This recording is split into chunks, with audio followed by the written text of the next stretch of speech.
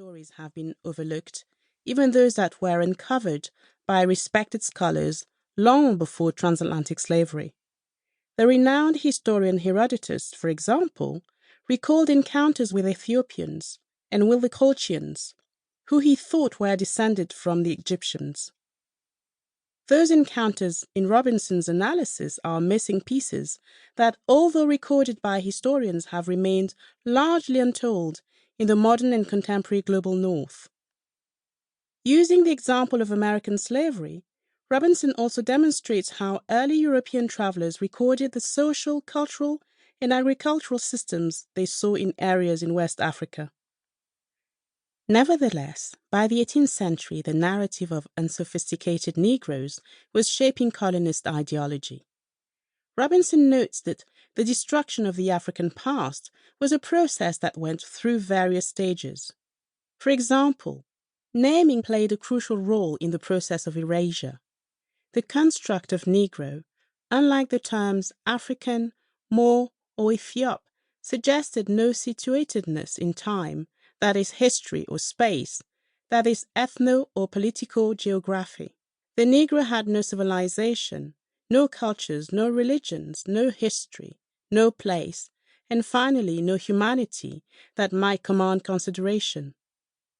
Robinson remarks that the creation of the Negro, the fiction of a dumb beast of burden, fit only for slavery, was closely associated with the economic, technical, and financial requirements of Western development from the 16th century onward.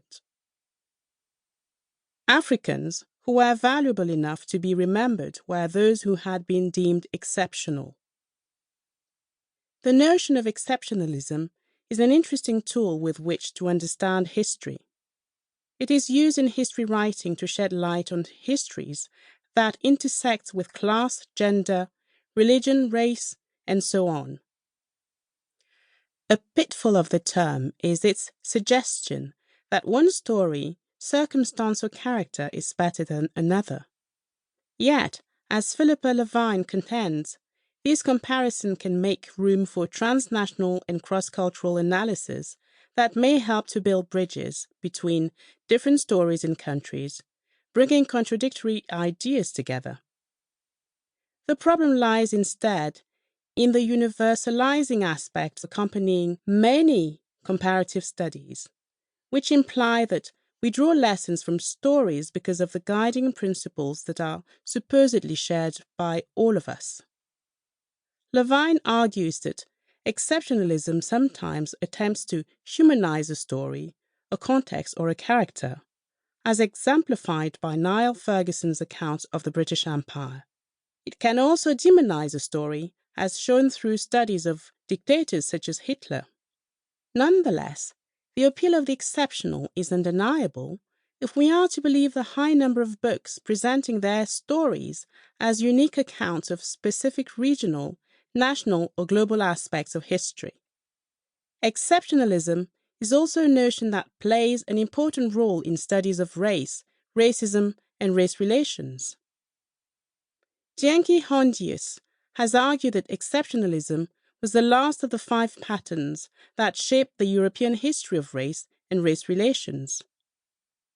Hondius contends that Europe has shifted between infantilization, exoticism, bestialization, distancing and exclusion, and exceptionalism.